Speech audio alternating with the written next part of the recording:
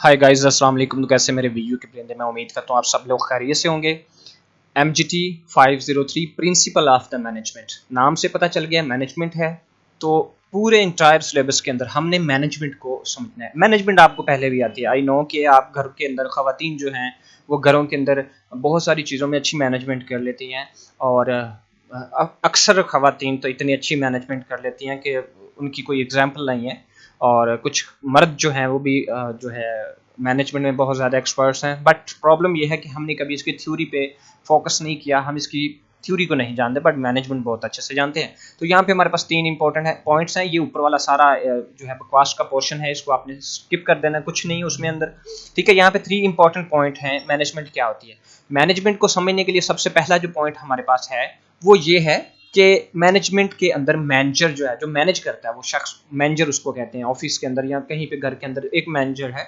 मैं भी अपने घर का एक मैनेजर हूँ। तो यहाँ पे मैनेजमेंट जो है वो ये है कि वो जो आपने मैनेजमेंट करनी है, तरतीब, जैसे कि हमारे घरों में या अक्सर हमारे अहलो अयाल के शादी या कोई फंक्शन होता है तो उसमें हम बड़ी तरतीब देते हैं, चीज़ों को सेट करते हैं। मैनेजमेंट उसको कहते हैं। ऑर्गेनाइजेशन है वो हमारा घर या वो फैक्ट्री जहाँ पे हमने करनी है, तो इसको ऑर्गेनाइजेशन। तो ये 3 इंपॉर्टेंट शॉर्ट क्वेश्चन पॉइंट है।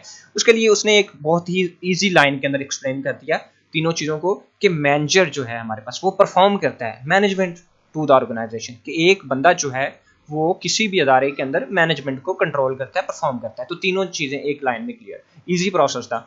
मैनेजमेंट जो है, ये जो मैनेजमेंट है ये एक तरीकाकार होता है, एक प्रोसेस होता है, एक आर्ट होता है, एक साइंस होती है। जैसे कि वो हम कहते हैं यार कुछ ऐसी साइंस लगाओ हमारा ये काम हो जाए, तो वो मैनेजमेंट होती है। तो बेसिकली मैनेजमेंट जो है ये एक प्रोसेस है, एक आर्ट है, एक फन है, एक साइंस है और एक वे है। एक ये, इसको आप अपने अल्फाज में लिखेंगे, बुक्स की जान छोड़ दें। उसके बाद वो बात करता है ऑर्गेनाइजेशन की। ऑर्गेनाइजेशन वो अदारा जिसके लिए आपने मैनेजमेंट करनी है। ठीक है, ऑर्गेनाइजेशन इज एन एंटिटी। ये एक क्विज बन जाता है, अक्सर ये पूछ लेता है कि एंटिटी भी इसको कहते हैं। जैसे कि कोई कंपनी है, कोई इंस्टीट्यूशन है, कोई स्कूल है, कोई एसोसिएशन है। ठीक है, ये सारी जो चीज़ें हैं ये हमारे पास एक ऑर्गेनाइजेशन है। जैसे कि ऑर्गेनाइजेशन के अंदर हम कहते हैं टेक्सटाइल फैक्ट्रियाँ हैं, हमारे पास सॉफ्टवेयर हाउसेज हैं, मसाजिद हैं, मॉस्क, हॉस्पिटल, स्कूल, ये सारी जो है गवर्नमेंट के अदारे भी हमारे पास एक ऑर्गेनाइजेशन है। ठीक है, ये ही पॉइंट जो इतने से थे इस लेक्चर के अंदर याद करने, बाकी सब जो है वो थ्योरी है और रीडिंग है। उसके बाद वो बात करता है यहाँ पे हमारे पास उसने एक यहाँ पे इंपॉर्टेंट बात कही है कि इजिप्शियन पिरामिड जो है हमारे पास एक एक मिस्र के अंदर एक किसी शख्स ने या किसी बादशाह ने, आई डोंट नो कौन था वो, उसने एक एक वहाँ पे ब्राह्म क्रिएट करवाने की, यानी कि एक बहुत बड़ा जो है वो किला टाइप या कुछ उसने एक इमारत यहाँ पे बनवाई, इजिप्शियन जिसको उसने कहा। और इसको आप सर्च करें गूगल के ऊपर तो आपको नजर आएगा। और एक चाइना जो हमारे पास कंट्री है, चाइना जो हमारे पास एक मुल्क है, उसने क्या किया, उसने अपनी पूरे मुल्क के यानी कि कंट्री के इर्द गिर्द एक बहुत तगड़ी वाल बनवा दी। तो वो एक ग्रेट चाइना वाल है। ये दोनों चीज़ें उसने क्यों बताई, उसने ये कहा कि मैनेजमेंट का यहाँ पे बड़ा किरदार है। एक बहुत बड़ी जो दीवार बनाई गई, या एक बहुत बड़ा जो इजिप्शियंस जहाँ पे क्रिएट किया गया, इसको मैनेज कैसे किया गया, इसके अंदर क्या मैनेजमेंट थी। मैनेजमेंट वाले बंदे ने यहाँ पे ये किया कि ट्रमेंडियस बूस्ट, यानी कि यहाँ पे एक लॉन्ग टाइम के लिए दीवार बनी, लॉन्ग टाइम के लिए ये इजिप्शियन बना और बहुत सारे लोगों को स्कोप मिला, यानी कि जॉब मिली। और वो बहुत सारे लोगों ने 10,000 पीपल जो थे जिन्होंने यहाँ पे काम किया इन चीज़ों को बनाने के लिए। और ये बहुत अरसा जो है वो ये 20 साल ये इजिप्शियन बना और कुछ 900 और 65 टाइम जो है ये चाइना की दीवार बनी। तो लोगों को जो है यहाँ पे बहुत सारे लोग थे, तो उसने यहाँ पे क्या कहा कि इतने लोगों को कैसे मैनेज किया गया। तो मैनेजमेंट की सारी बात हो रही है। कहता है कि कंस्ट्रक्शन, यहाँ पे ये क्विज बन सकता है, construction of the single pyramid. इसने जो है तकरीबन मोर देन, यहाँ पे तकरीबन 1 लाख से ज्यादा वर्कर ने काम किया 20 सालों के अंदर, और सबको मैनेज किया गया, सबको सैलरी दी गई। तो मैनेजमेंट की बात करें, बाकी सारा रीड कर लीजिएगा, इतना ज्यादा इंपॉर्टेंट नहीं है, सिर्फ मैनेजमेंट को समझने के लिए एग्जाम्पल दी गई है। यहाँ पे एक इंपॉर्टेंट पॉइंट है कि इजिप्शियन जो पिरामिड था ये क्या था। अप्रोक्सीमेटली 4000 ईयर्स अगो, ये जो हमारे पास बीसी है,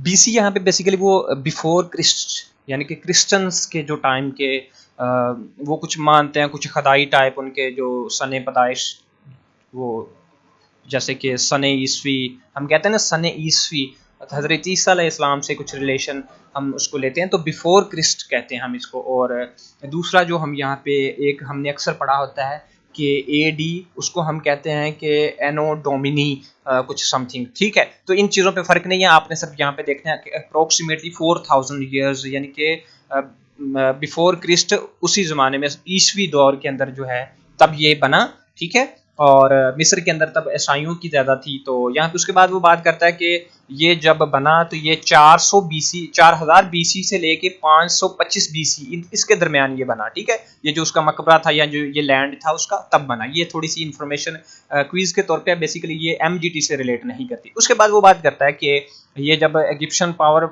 जो टावर बनाया गया ये बहुत देर तक रहा और यकीनन अभी तक ये मौजूद है, ठीक है। और कहता है कि इसको बनाने के लिए बहुत सारे मजदूर लगे, वर्कर लगे। तो कहता है कि यहाँ पे बहुत सारी एग्जाम्पल बता रहा है कि इसके अंदर कहता है कि जो पत्थर लगा, स्टोन्स जो लगे, वो तकरीबन वो कहता है कि कुछ 23 लाख पत्थर लगे, जिनको मिला मिला के मैनेजमेंट के जरिए से प्लानिंग क्रिएट करके हमने वो बनाया, ठीक है। यानी कि उसकी एग्जाम्पल दी। उसके बाद वो कहता है कि ये जब बना तो मैनेज किया गया कुछ तकरीबन, वो कहता है कि 1 लाख लोगों को कहता है मैनेज किया गया। तो मैनेजमेंट की वो बात बता रहा है कि 20 ईयर्स ये प्रोजेक्ट चला, यानी कि 20 साल ये प्रोजेक्ट चला और इसको मैनेज किया गया। तो ये बहुत बड़ा एक काम था मैनेजमेंट अदारे का, ठीक है। इसके अंदर ये सारी पढ़ने के काबिल है, मुश्किल नहीं है, आप इसको रीड कीजिए। उसके बाद वो बात करते हैं कि इस इजिप्शियन पिरामिड की जो इंफॉर्मेशन है उसकी बात करें, ये इंपॉर्टेंट क्विज और शॉर्ट आ सकता है। तो कहते हैं मैसिव स्टोन यहाँ पे डिजाइन किए गए और ये तकरीबन बिल्ट इन 45 जो है ईयर्स अगो, कुछ 4500 साल पहले ये बना और 2.3 मिलियन स्टोन जो है यहाँ पे लगे। उसके बाद वो कहता है कि इसकी जो बेस थी वो 230 मीटर लंबी थी, लॉन्ग थी, हाइट इसकी 146, ये एक चबूतरा सा था। उसके बाद वो कहता है कि ये एक रोलर यानी कि शाही और कुछ ऐसा था और उनके लेवल का कुछ बनाया गया, ठीक है। क्या था इसके अंदर पता नहीं क्या उन्होंने तो फिर किया। उसके बाद बात करते हैं ग्रेट चाइना वॉल जो है, आप सर्च करिएगा ग्रेट चाइना वॉल और उस इजिप्शियन को भी आपने सर्च करना है। तो ग्रेट चाइना वॉल एक बहुत लंबी दीवार बनाई गई चाइनीज ने अपनी हिफाजत के लिए कि चाइना को कवर किया जाए। तो एक बड़ी तगड़ी दीवार बनी और काफ़ी टाइम लगा। ये तकरीबन 600 साल प्लस में 956 साल में ये बनी। तो ये इंपॉर्टेंट है इतनी सी लाइन।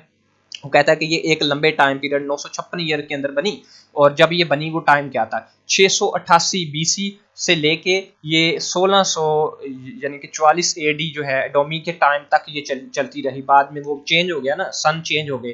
तो ये एक इंपॉर्टेंट क्विज है। उसके बाद वो कहता है ये 6000 किलोमीटर लंबी थी, ठीक है। और कहता है कि ड्यूरिंग 300 ईयर और 500 किलोमीटर यानी कि ये बिल्ड की गई। और ये भी इंपॉर्टेंट है, पढ़ लीजिएगा। कहता है कि बेस 20 फीट कहता है वाइड एंड टॉप जो है इसकी चौड़ाई और लंबाई की बात कर रहा है। उसके बाद वो बात करता है कि हाइट ऑफ चाइना वॉल जो है वो तकरीबन 7 to 37 फीट है, इसकी हाइट ये है। और कहता है होल चाइना की ये जो मुकम्मल दीवार है ये मिस्त्रियों के हाथों की बनी हुई है, वो चाइना के मिस्त्री थे और इसको यूनाइट करने के लिए तकरीबन 956 साल लगे और लोगों ने बड़ी मेहनत की, ठीक है। ये वो बता रहा है कि लोगों की मैनेजमेंट थी, एक बंदे ने इनको मैनेज किया हुआ था पूरे, और ये 956 साल तक बनती रही। क्या करदार है मैनेजमेंट का। तो ये सिर्फ प्रिंसिपल बता रहा है। कहता है according to history purpose of China wall के पर्पस क्या थे। ये जो है जो यहाँ पे मार्क जो कि टेररिज्म को अटैक से बचाती थी, डिफेंड करती थी एरिया को, हिफाजत के तौर पे प्रोटेक्ट करती थी, सिल्क रोड को ये प्रोटेक्ट करती थी। बस ये इसके मकासद थे, ये पढ़ लीजिएगा। कहता है ऑलमोस्ट 20 ईयर्स अगो, कहता है कि कुछ 20 साल पहले कहता है इसकी मरम्मत शरम्मत की गई, इसको रिपेयर किया गया। तो ये मेंटेनेंस जो है ये भी एक क्विज हो सकता है, 200 साल पहले की बात है। उसके बाद वो बात करता है कि वेल्थ ऑफ द नेशंस, ये भी थोड़ा सा पढ़ लीजिएगा। यहाँ पे एक उसने कहा कि एक स्कूल या कोई अदारा कुछ ऐसा। तो कहता है कि one of the classic book on economic philosophy, economy की फिलोसफी जो है यानी कि एक बुक है फिलोसफी वाली इकोनॉमिक्स की, उसके अंदर ये बात लिखी हुई है कि एडम स्मिथ एक राइटर था जिसने ये बुक लिखी। वो कहता है कि 18th सेंचुरी प्रोफेसर, ठीक है, यानी कि जो 18वीं सदी के प्रोफेसर थे, उनका नाम था, स्कॉटलैंड के अंदर रहने वाले थे। ये शायद उनके किसी स्कूल का नाम है, मैं वहाँ पे नहीं गया, मेरा चक्कर नहीं लगा। तो यहाँ पे बात ये है कि 1776 के अंदर इसने ये बुक पब्लिश की और इस बुक के मुताबिक उसने क्या लिखा, ये थोड़ी सी स्टोरी है, पढ़ लीजिएगा। इतनी इंपॉर्टेंट ये बुक और पेपर के हवाले से नहीं है, ठीक है। इसमें क्या क्या चीज़ें उसने ऐड की वो लिखा है। तो ये पढ़ने के लिए आप सिर्फ थ्योरी है, इसको देख सकते हैं। ये भी इंपॉर्टेंट नहीं है, इसको स्किप कर दीजिएगा। हमें पेपर के लिए तैयारी करने के लिए विद इन टाइम जो है वो चीज़ें करनी चाहिए जो कि बहुत ज़्यादा इंपॉर्टेंट है, हमें वो काम आए। फजूल थ्योरी की तरफ हमें टाइम नहीं लगाना चाहिए। तो कहता है कि प्लेयर ऑफ द प्रोडक्ट, ये भी इसको भी छोड़ें। उसके बाद कहता है management in the 20th century, यानी कि 20वीं सेंचुरी के अंदर क्या मैनेजमेंट होगी। इंडस्ट्रियल रेवोल्यूशन आया, फिर क्या हुआ कि इंसान की जगह मशीनों ने ले ली, फैक्ट्रियाँ आ गई, कुछ ये है गुड वर्किंग मैनेजमेंट यानी कि बहुत अच्छी होगी, और ये वगैरह वगैरह। इसको भी छोड़ दें, बस आप इसको छोड़ें। प्रोफेशनल मैनेजमेंट की तरफ वो आ गया, तो प्रोफेशनल मैनेजमेंट के अंदर भी कुछ नई चीज़ें यहाँ पे दरियाफ्त हुई। ये सारा जो है ना पहला चैप्टर आपका सिर्फ आपको इंट्रोडक्शन दिया जा रहा है। उसके बाद सडनली जो है, सडनली एक बहुत बड़ा अदारा था, इसको गूगल पे सर्च करके देखिएगा। सडनली ओपेरा हॉल जो है एक बहुत बड़ा, ये एक बिल्डिंग है, बड़ी डिज़ाइनिंग वाली बिल्डिंग है, ये मैंने देखी हुई है। तो इसके अंदर, ये ऑस्ट्रेलिया के अंदर ये कंप्लीट की गई तकरीबन कितने टाइम के अंदर, 33 सालों के अंदर। वो कहता है 1940 से 1973 तक ये कहता है सडनली ओपेरा हॉल बना। ये किस लिए बना, इसके अंदर तकरीबन ये इन्फॉर्मेशन इंपॉर्टेंट है, इसमें 1000 कमरे थे और 5 थिएटर थे, मैनी ऑफिस थे। उसके बाद ये जो 2679 पर्सन इसमें आ सकते थे। उसके बाद 645 किलोमीटर पावर केबल इसके अंदर लगी है, यानी कि उसकी अंदाज़ा ये है कि इतनी लंबी और इतनी बड़ी केबल है कि 645 किलोमीटर बहुत लंबी केबल इसके अंदर लगी है, जो बिजली या पावर उसको प्रोवाइड करती थी। तो हाल जो है वो 2, 6, 7, 9 पर्सन इसमें आ सकते हैं, वही ऊपर वाली बात। और जो हाउस फार, इसके अंदर इतनी सीटें थी, और इसको कहा गया कार्ड ओपेरा हाउस। और ये एक वाकई बहुत अच्छा हाउस है, इसके अंदर मैनेजमेंट के लिए और इसको साथ में स्टडी के लिए और इसमें इंटरटेनमेंट के लिए बाकायदा तौर पर इसको बनाया गया। हाल इज 183 मीटर लंबा है और इतना ये वाइड है, और इसकी जो रूफ है, जो छत है, उसमें तकरीबन 10 लाख जो है उसमें वो कहता है टाइल्स लगी हुई। उसकी छत की इतनी वैल्यू है कि उसमें 10,56,000 वो कहता है उसमें टाइल्स लगी हुई हैं। और वो कहता है कि ये 102 मिलियन कॉस्ट जो है डॉलर्स में आई, बहुत ज़्यादा पैसे लग गए। उसके बाद वो कहता है what is purpose of the such unique hall, इसको तामीर करने का मकसद क्या था। ये बेसिकली इसको मकसद यही था कि कुछ एंटरटेनमेंट हो जाए पब्लिक की स्टडी के साथ साथ और वगैरह वगैरह। उसके बाद कहता है flying colours on the PC, यहाँ पे भी ये इंपॉर्टेंट नहीं है, इसको देख लीजिएगा। वो कहता है कि हमारे कंप्यूटर के अंदर कुछ रंग बिरंग चीज़ें ऐड कर दी गई हैं लोगों को अट्रैक्ट करने के लिए। तो मैनेजमेंट अदारे ने क्या किया कि वो कहता है कि उसने नए नए रंग डाल दिए, नई नई विंडो डाल दी, ताकि ऑपरेटिंग सिस्टम ज़्यादा अच्छा लगे और लोग इसकी तरफ आ जाएं, जैसे कि CD और वगैरह वगैरह। ये पढ़ लीजिएगा, इन्फॉर्मेशन ईजी है। What is the organisation, organisation क्या होती है वो पहले बता दिया। ऑर्गेनाइजेशन की डेफिनेशन पीछे भी कराए हैं कंसेप्चुअल। यहाँ पे कहता है कि it is entity where 2 or more person work together, यहाँ पे 2-4 लोग मिलके काम करते हैं, स्कूल, हॉस्पिटल, कुछ भी, और इसका टू अचीव अ गोल, किसी खास मकसद को मुकम्मल करने के लिए, ठीक है, जो कि कॉमन पर्पस होता है सबका। ऑर्गेनाइजेशन के मतलब उसने बताया वही मस्जिद, college, government office, church, mosque वगैरह वगैरह। Characteristic of the organisation, organisation की खसूसियात क्या है। उसके अंदर कुछ पीपल होते हैं, कुछ मकसद होते हैं, कुछ प्रोसेस होता है, कुछ पॉल का होता है। पॉल का बेसिकली यहाँ पे होता है प्लानिंग, ऑर्गेनाइजेशन, लीडिंग, कंट्रोलिंग, एक सर्विस होती है, तो उसको उसने पॉल का लिखा। ये भी पढ़ लीजिएगा, काफ़ी इंपॉर्टेंट है, मज़े की चीज़ें हैं, मोटी मोटी चीज़ें 2-4 करनी है, लेक्चर बहुत छोटा सा है। उसके बाद वो कहता है कि हमारे पास डेली लाइफ के अंदर we have some goals for achieving these goals, हमारी रोज़मर्रा ज़िंदगी में कुछ ना कुछ मकसद होता है, उसको हम हासिल करने की कोशिश करते हैं। हम किसी ऑर्गेनाइजेशन में काम करते हैं, ऐसे मिलजुल के हम मैनेजमेंट के कुछ पिलर्स लगा लेते हैं, यानी कि पिलर के कुछ बुनियादी सतून कायम करते हैं जिनकी मदद से हम काम करते हैं। तो वो बुनियादी सतून क्या है पॉल का, प्लानिंग, ऑर्गेनाइजेशन, लीडिंग, कंट्रोल। ये एक MCQ एक शॉर्ट क्वेश्चन है, ठीक है, और कुछ एश्योरेंस वगैरह। उसके बाद ये तकरीबन आपका पहला लेक्चर कंप्लीट हुआ। आई होप सो दैट कि आपको ये लेक्चर पसंद आया होगा और इसमें ज़्यादा चीज़ें नहीं करनी।